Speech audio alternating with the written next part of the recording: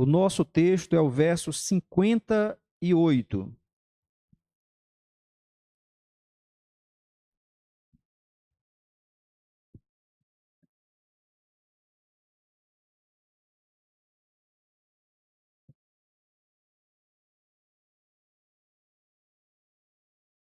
Primeiro aos Coríntios, capítulo 15. Primeiro aos Coríntios, capítulo 15, o verso 58.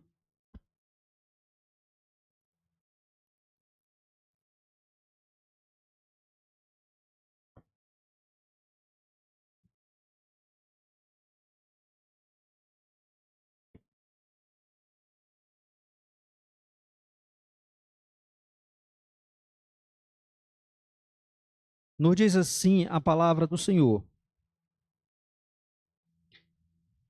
portanto, meus amados irmãos, sede firmes e inabaláveis, e sempre abundantes na obra do Senhor, sabendo que no Senhor o vosso trabalho não é vão. Amém. Que Deus aplique a sua palavra ao nosso coração. Meus irmãos, a doutrina da ressurreição, que é uma doutrina central da palavra de Deus, ela tem muitas implicações práticas. Não faz muitas semanas que nós estudamos esse assunto aqui, quando fizemos a exposição de 1 Tessalonicenses, capítulo 4, do versículo 13 ao 18. E naquela ocasião, nós observamos que uma das implicações práticas da doutrina da ressurreição é exatamente o consolo mútuo. Pois ali naquele texto, o apóstolo Paulo conclui a sua exposição dizendo: consolai-vos, pois, uns aos outros com estas palavras. E nesta ocasião, nós veremos mais duas implicações práticas dessa doutrina maravilhosa, essa doutrina que nos traz segurança, certeza, conforto e alegria, a doutrina da ressurreição dos mortos. Antes, porém, de olharmos para o nosso texto e percebermos essa doutrina maravilhosa, eu quero olhar com vocês o contexto do nosso texto. E a primeira coisa a destacar aqui no contexto do texto que lemos é que ele é a conclusão de tudo aquilo que o apóstolo Paulo vem dizendo neste capítulo. O apóstolo Paulo aqui, ele foi usado pelo Espírito para fazer a maior exposição bíblica da doutrina da ressurreição.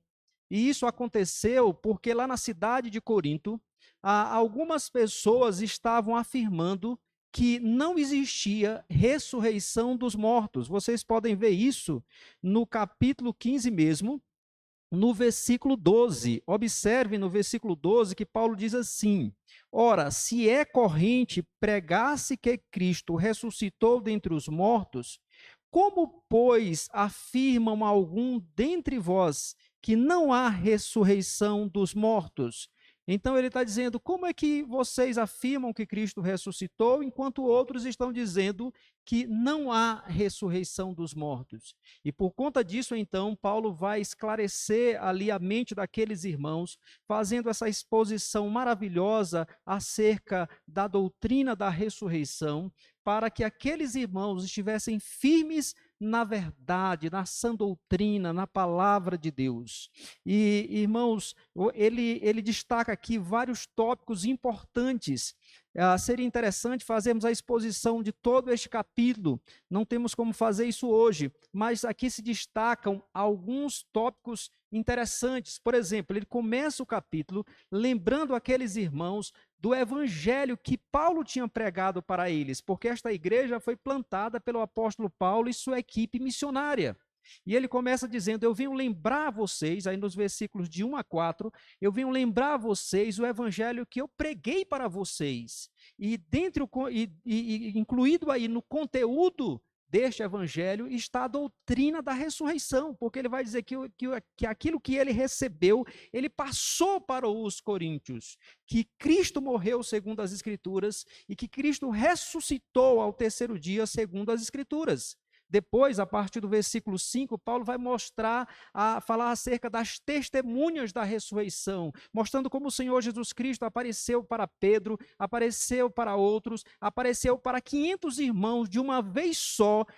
E no tempo que Paulo escreveu esta carta, muitos desses irmãos ainda viviam, de maneira se algum crente ali de Corinto ou alguma pessoa daquela cidade quisesse saber realmente, poderia ir a Jerusalém e conversar com vários irmãos que ainda estavam vivos, que tinham visto o Senhor Jesus Cristo pessoalmente. E isso ele faz para mostrar, de fato, Cristo ressuscitou segundo as Escrituras. Depois, o apóstolo Paulo, a partir do versículo 12, versículo que nós lemos, vai mostrar as implicações da negação da doutrina da ressurreição. Ou seja, se não há ressurreição, a nossa pregação é vã, a fé de vocês é vã, vocês ainda estão mortos em seus delitos e pecados, e aqueles que morreram em Cristo pereceram eternamente, visto que não há ressurreição. E aí depois, a partir do versículo 20, ele vai mostrar a certeza da ressurreição, tanto de Cristo como daqueles que creem em Cristo. Ele vai dizer a partir do verso 20, mas de fato, Cristo ressuscitou dentre os mortos, sendo ele as primícias dos que dormem. Então ele vai trazer a certeza absoluta de que de fato Cristo ressuscitou e que todos aqueles que creem em Cristo ressuscitarão um dia. E aí, o apóstolo Paulo vai ainda falar a respeito de como será a ressurreição a partir do versículo 35. Ele vai mostrar que se semeia um corpo em corrupção, ressuscita um corpo incorruptível. Semeia-se um corpo fraco, em fraqueza, ressuscita um corpo forte. Deposita um corpo em humilhação, levanta-se um corpo glorificado. E a partir do versículo 50, o apóstolo Paulo vai mostrar quando isso vai acontecer, quando ocorrerá essa ressurreição, quando Cristo voltar, e o que acontecerá ali. Este corpo corruptível será revestido de incorruptibilidade e de imortalidade. Assim o apóstolo Paulo deixa claro para aqueles irmãos, a ressurreição é uma certeza. Isso que estão dizendo que não há ressurreição é mentira, e a maior prova de que há ressurreição é que Cristo ressuscitou gloriosamente dentre os mortos, e a ressurreição de Cristo é a certeza de que todo aquele que nele crê será ressuscitado gloriosamente um dia. E a partir daí, o apóstolo Paulo, então, ou a partir desse ponto, ou em consequência dessa doutrina, Paulo destaca aqui no versículo que nós lemos, versículo 58, duas implicações da doutrina da ressurreição. Observem que, de fato, aqui nós temos uma conclusão. O nosso versículo 58 começa, portanto, é uma conjunção conclusiva, é igual a logo, por conseguinte, assim sendo. Então, Paulo está dizendo, a conclusão de tudo que eu falei é esta. E então ele passa as implicações para a vida daqueles irmãos. Ou seja, Paulo faz a exposição da doutrina da ressurreição e agora diz para eles, agora como vocês devem viver em resposta a isso. Uma vez que de fato a ressurreição, Cristo ressuscitou, nós ressuscitaremos um dia. Como então nós devemos viver à luz dessa verdade? E aí vem as duas implicações, as quais quero destacar aqui em forma de afirmações. Ouçam, a primeira, visto que a ressurreição é uma certeza, os crentes devem permanecer firmes, irremovíveis, da doutrina, da sã doutrina. Veja que ele diz assim, verso 58, portanto, meus amados irmãos, sede firmes, inabaláveis. As palavras firmes e inabaláveis aqui, elas são sinônimas. O apóstolo Paulo faz a questão de colocá-las juntas, exatamente para dar ênfase àquilo que ele quer dizer, para chamar a atenção para a importância do que ele quer dizer.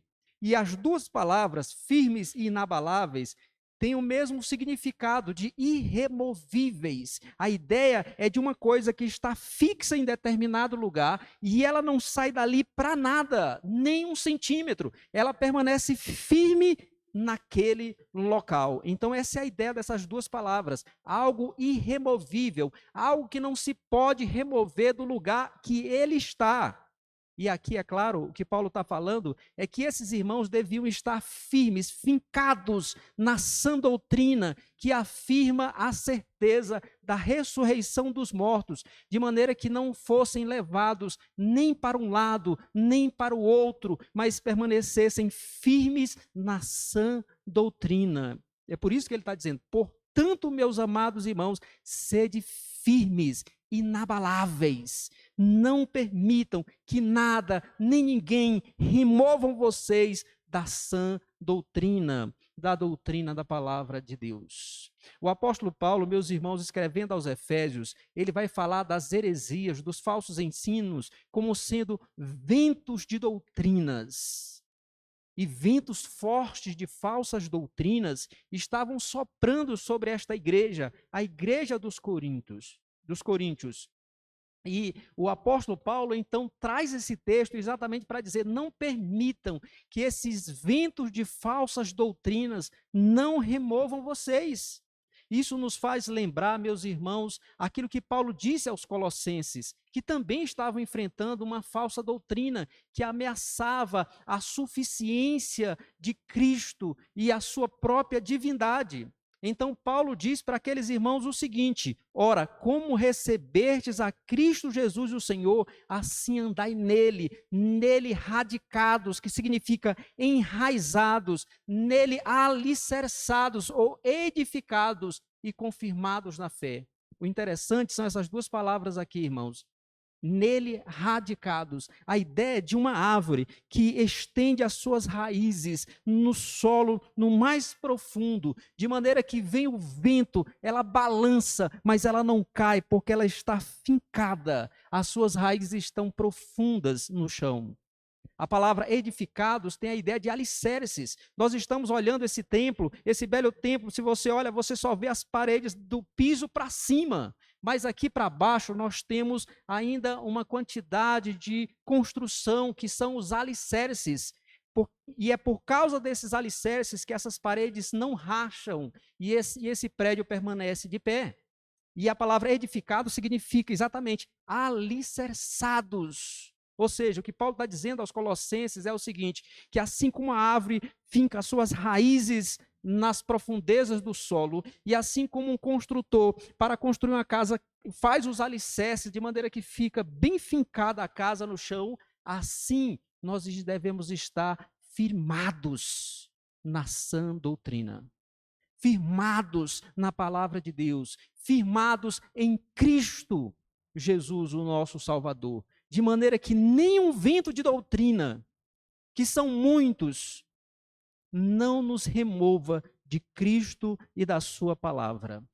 E é isso que o apóstolo Paulo está dizendo também aqui para os coríntios. E é interessante também a advertência que ele faz no início desse capítulo. Vejam comigo o início do capítulo 15, versos 1 e 2, que ele vai dizer assim: irmãos, venho lembrar-vos o evangelho que vos anunciei, o qual recebestes e no qual ainda perseverais. Por ele, ou seja, pelo evangelho, também sois salvos, se retiverdes a palavra tal como vos-la preguei, a menos que tenhais crido em vão. O que ele está dizendo para esses irmãos é o seguinte, dizendo: eu venho lembrar para vocês o evangelho de Cristo, aquele que eu preguei no início para vocês. É por esse evangelho que vocês são salvos, se vocês permanecerem firmes nele. Se vocês forem removidos desse verdadeiro evangelho, se vocês abraçarem outra doutrina que não é a doutrina de Cristo, isso vai ficar claro que vocês nunca creram no verdadeiro evangelho. Se vocês se afastarem do verdadeiro evangelho, isso vai ficar claro que vocês nunca foram salvos e o tempo da vida de cristã de vocês foi em vão, foi inútil. E aí, irmãos, nós aprendemos algo importante aqui. Ouçam isso.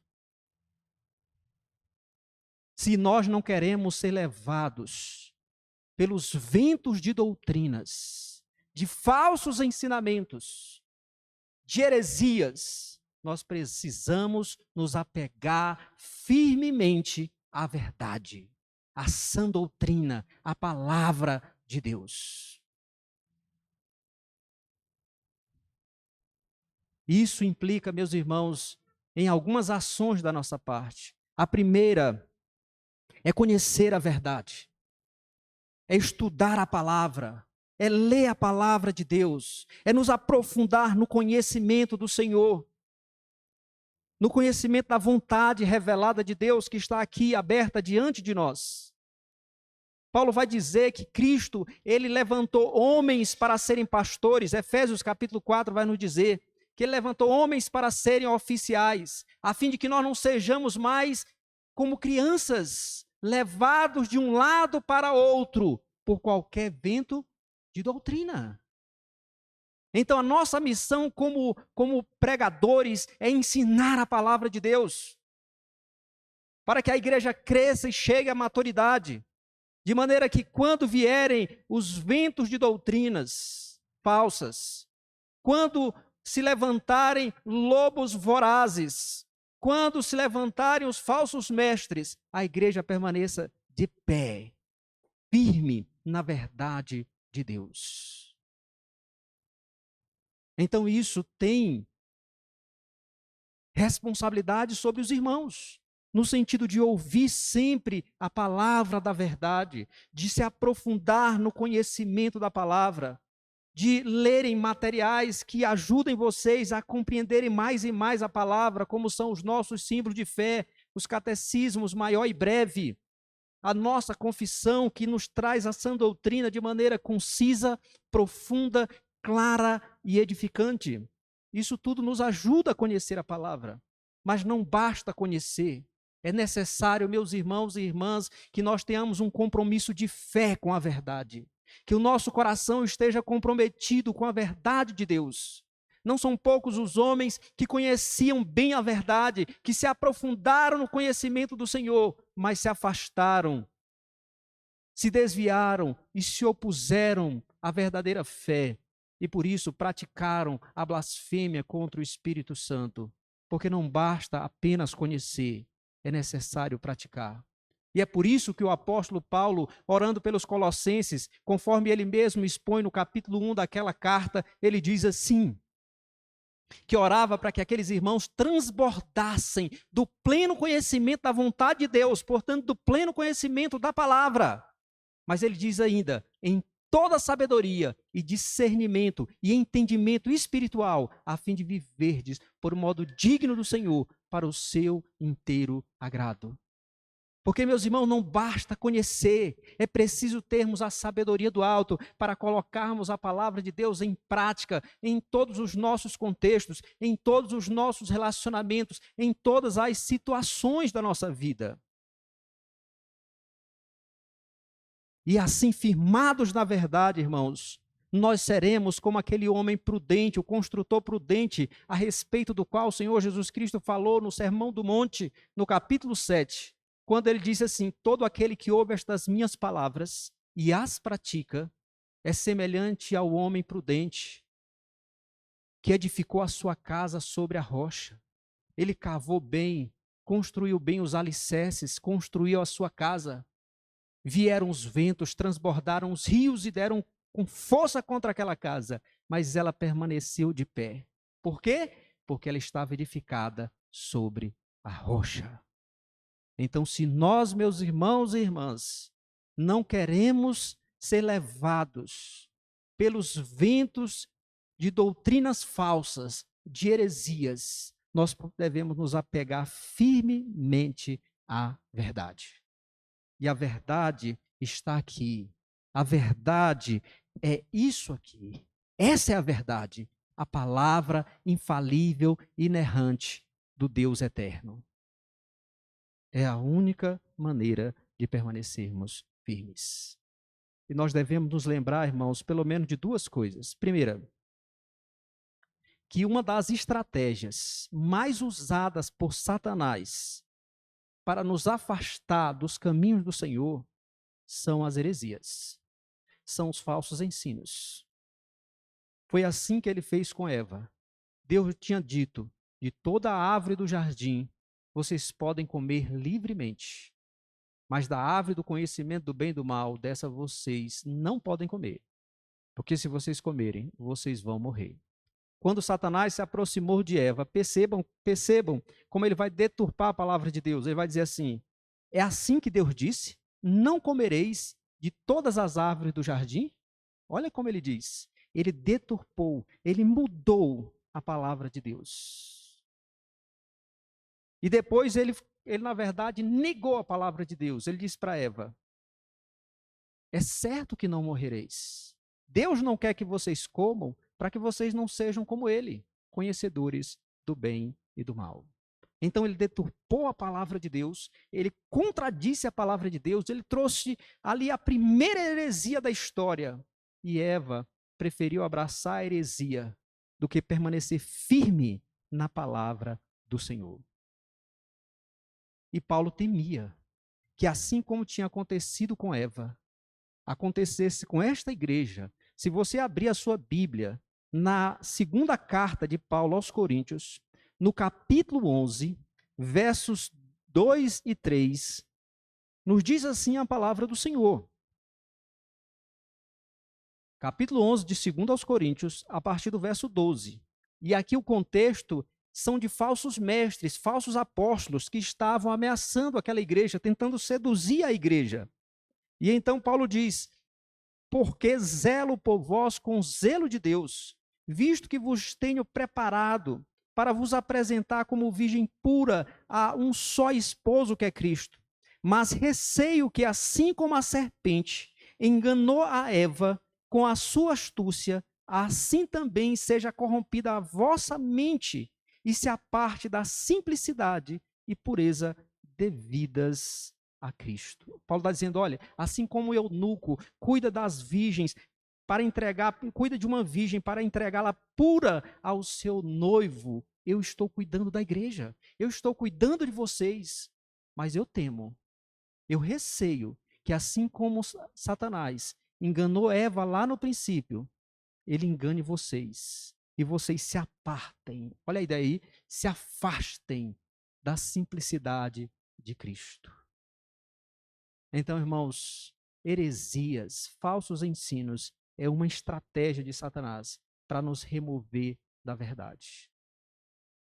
Mas a segunda coisa que precisamos lembrar é que a palavra de Deus nos diz: sujeitai-vos, portanto, a Deus e resisti ao diabo, e ele fugirá de vós. Então, é nos submeter a Deus, dizer não para as heresias e estarmos firmes na palavra do Senhor. É dessa forma que nos guardamos das heresias, dos ventos de falsas doutrinas. Então, meus irmãos, a primeira grande afirmação é esta: visto que a ressurreição é uma certeza, os crentes em Cristo devem permanecer irremovíveis da sã doutrina. Agora vamos à nossa segunda grande afirmação. Visto que a ressurreição é uma certeza absoluta, os crentes em Cristo devem trabalhar intensa e continuamente na obra do Senhor. Olha o que Paulo diz, voltando para o capítulo 15, lá de 1 aos Coríntios, o verso 58. Ele diz assim: portanto, meus amados irmãos, sede firmes e inabaláveis, e sempre abundantes na obra do Senhor, sabendo que no Senhor o vosso trabalho não é vão. Então, uma outra implicação clara da ressurreição, ou seja, uma vez que nós que cremos em Cristo, seremos ressuscitados gloriosamente no último dia, para vivermos para sempre com o Senhor. Enquanto estivermos aqui nesse mundo, nós devemos nos dedicar intensa e continuamente na obra do Senhor, trabalhando firmemente pela causa do reino de Cristo. É isso que Paulo está dizendo. E a palavra abundante aqui, meus irmãos, significa em excesso, transbordando. Então, trabalhar não é só trabalhar muito, não é só encher o copo, mas é transbordar. Pensa aí enchendo um copo, hein? Fica cheio. É mais do que isso. É transbordando o copo em termos de trabalho para o Senhor, na obra do Senhor.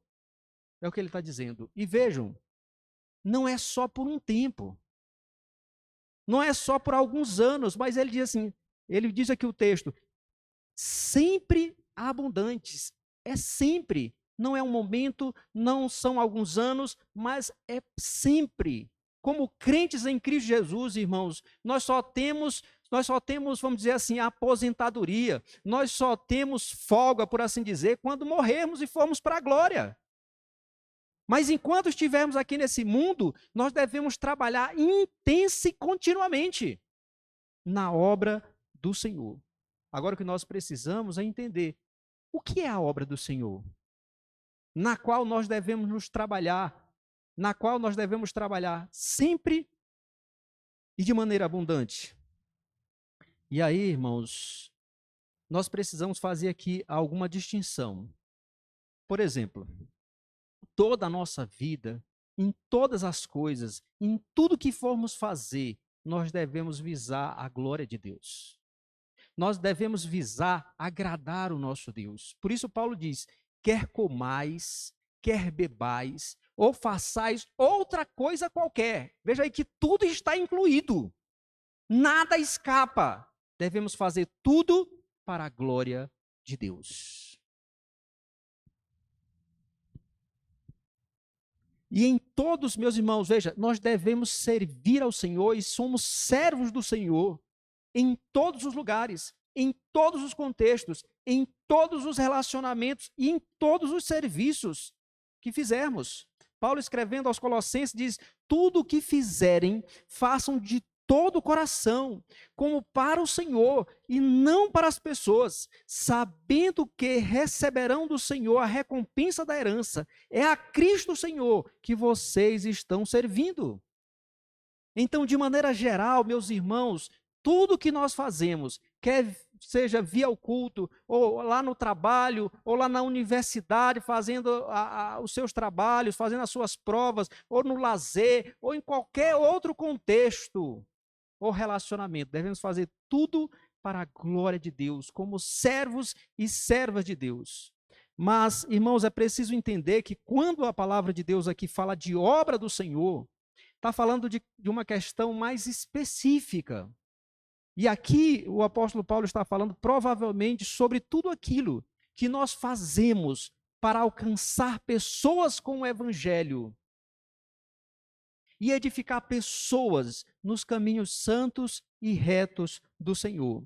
Um comentarista nos ajuda, meus irmãos, fazendo a seguinte explicação: o trabalho compreende pregar e ensinar o evangelho de Cristo, aplicar o conteúdo da Escritura à própria vida, edificar-se mutuamente e amar o próximo como a si mesmo.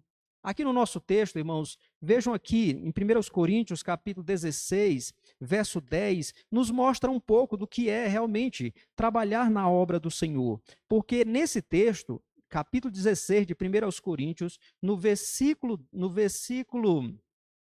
10, nos diz assim: e se Timóteo for, vede que esteja sem receio entre vós, porque trabalha na obra do Senhor, como também eu. Então veja que ele está dizendo que Timóteo, ele trabalha na obra do Senhor, assim como Paulo também trabalha na obra do Senhor. E o que esses homens faziam? Tudo o que esses homens faziam era exatamente para que pessoas fossem alcançadas com o evangelho do nosso Senhor Jesus Cristo. E para que pessoas fossem edificadas nos santos e retos caminhos do Senhor. Irmãos, nós devemos compreender que Deus, ele está fazendo uma grande obra. Ele está redimindo ou salvando uma nova humanidade por meio de Cristo Jesus, pela ação soberana e graciosa do Espírito Santo. E ele nos alcançou com a sua graça salvadora. Nós estávamos mortos em nossos delitos e pecados. Ele nos alcançou, fez de nós novas criaturas, fez de nós participantes dessa nova humanidade e nos deu uma comissão, ou seja, uma missão de que nós deveríamos discipular todos os povos, batizando-os em nome do Pai, do Filho e do Espírito Santo, e ensinando-os a guardar todas as coisas que o Senhor Jesus Cristo ordenou.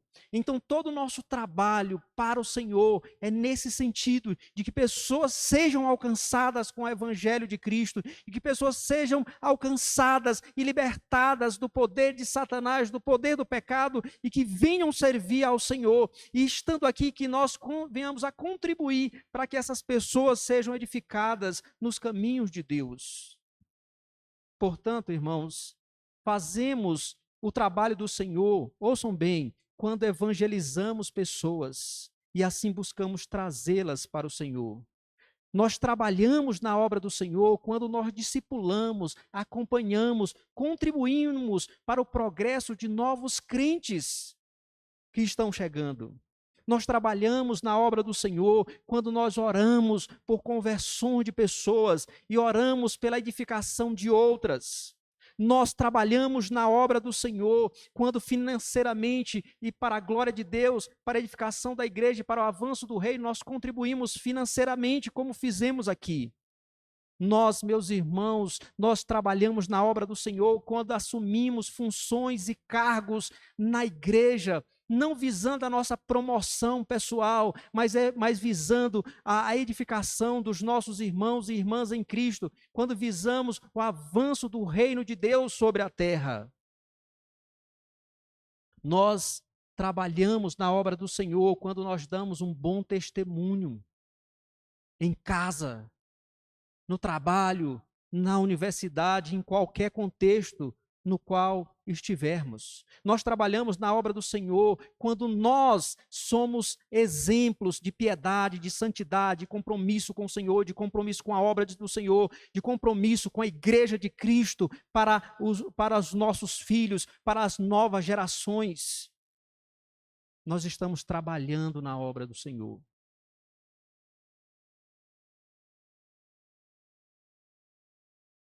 Nós trabalhamos na obra do Senhor, meus irmãos, quando nós criamos os nossos filhos na disciplina e na demonstração do Senhor, para que sejam filhos tementes a Deus, para que sejam filhos que amem a Deus. Nós trabalhamos na obra do Senhor quando nós demonstramos para as pessoas a verdadeira misericórdia, o amor de Cristo, ajudando os necessitados. Mas também, irmãos, nós podemos fazer o contrário. Infelizmente, muitos têm atrapalhado a obra do Senhor, porque se dizendo crente, dão mau testemunho, em vários contextos. Porque se dizendo crentes e sendo membros da igreja, não contribuem em nada para aqueles que estão chegando, são indiferentes no contexto da igreja, passam por aquele novo na fé, nem olha, é como se esses novos fossem visíveis, e se atrapalhar a obra do Senhor.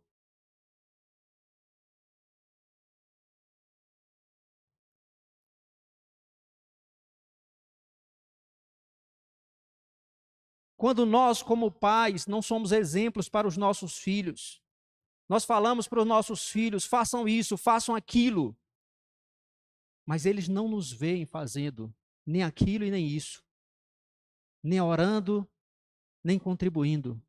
Nós queremos que os nossos filhos sejam crentes piedosos, comprometidos, mas nós não temos nenhum comprometimento com a igreja, com a obra do Senhor. Então isso é um desserviço, isso é atrapalhar a obra do Senhor. Então, meus irmãos, nós devemos ser trabalhadores. Por quê? Porque há ressurreição.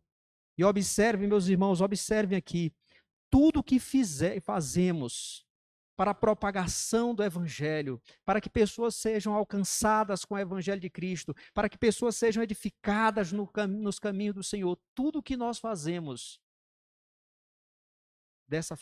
visando essas coisas é trabalho do Senhor.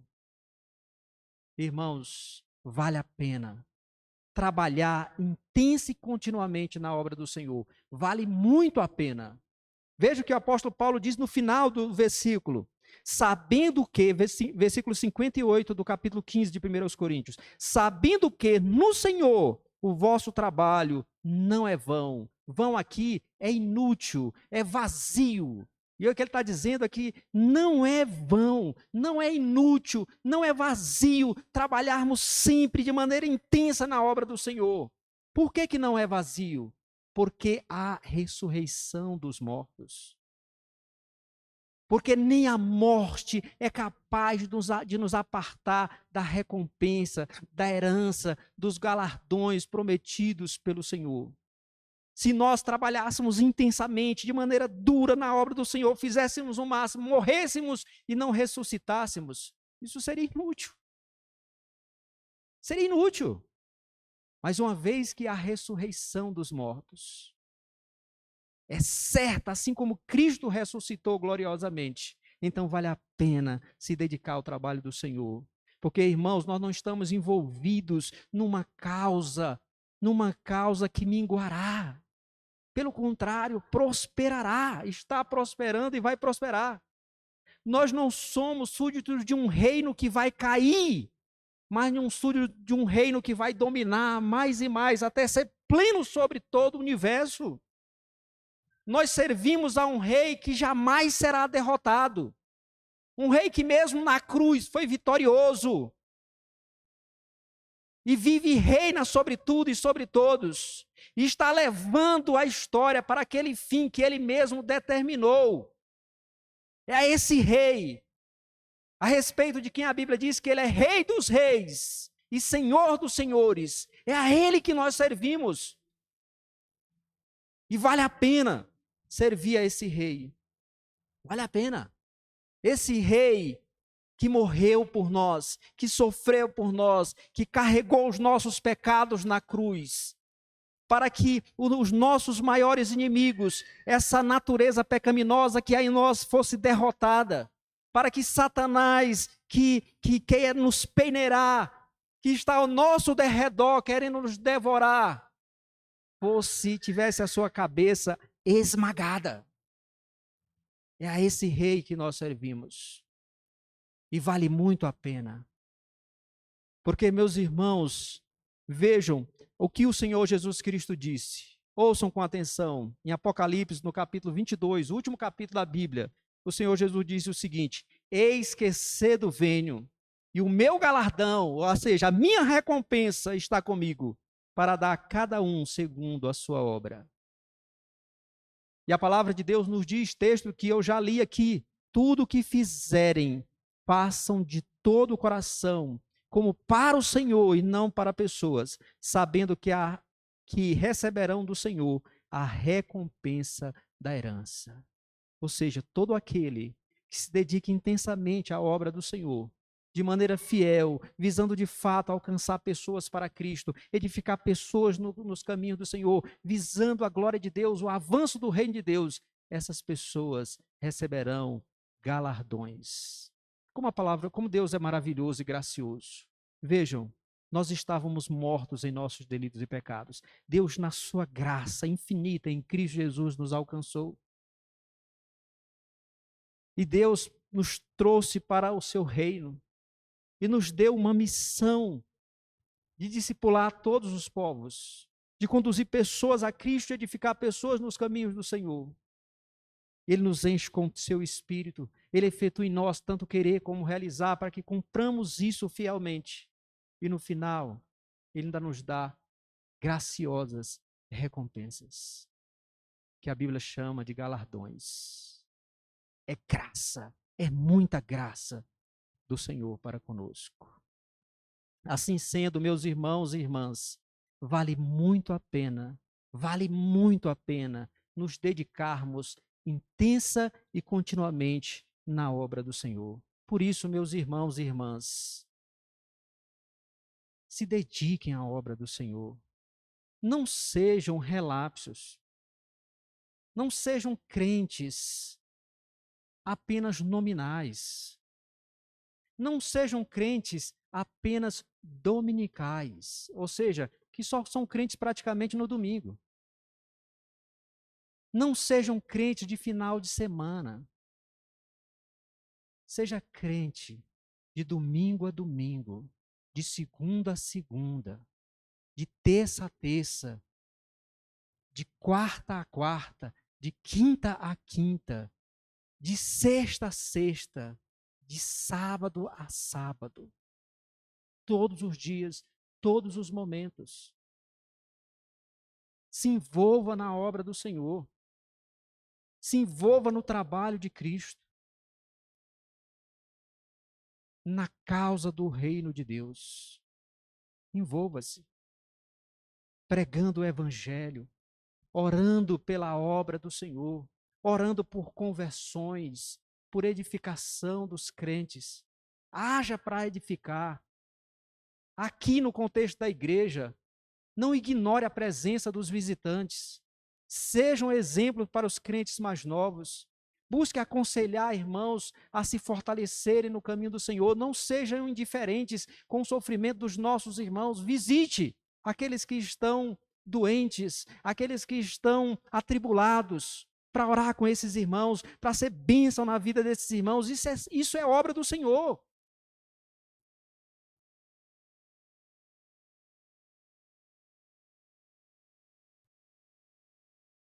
E no final você vai descobrir que o maior beneficiado será você mesmo. Será você mesmo. E você que não é crente em Cristo Jesus, por meio do Evangelho, nós convidamos você a fazer parte desse empreendimento, desse grande empreendimento que é a obra do reino de Deus. Para isso, arrependa-se dos seus pecados, creia em Cristo, para que você então faça parte desse reino, para que então você faça parte dessa obra. Torne-se membro desta igreja, professando a sua fé e sendo batizado. E conosco, vamos trabalhar intensamente na obra do Senhor. Meus irmãos, concluindo, porque a ressurreição dos mortos é uma certeza absoluta, devemos ser firmes e inabaláveis na sã doutrina. Devemos ser abundantes, sempre abundantes na obra do Senhor, além de consolarmos uns aos outros com essa maravilhosa doutrina. Que nós sejamos assim. Que Deus nos conceda a graça de sermos assim, essa igreja vibrante, firme na sã doutrina e trabalhadora intensamente na obra do Senhor. Amém. Vamos orar.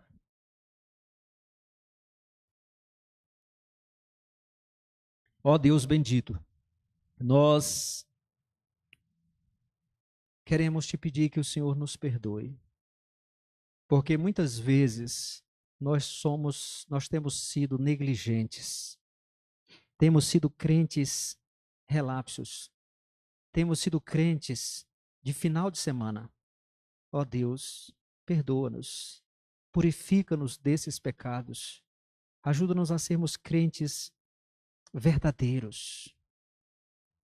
Ajuda-nos, ó Deus, a termos a consciência de que nós somos servos e súditos do Senhor a cada milésimo de segundo, de maneira que tudo o que fizermos, façamos para a glória do Teu nome.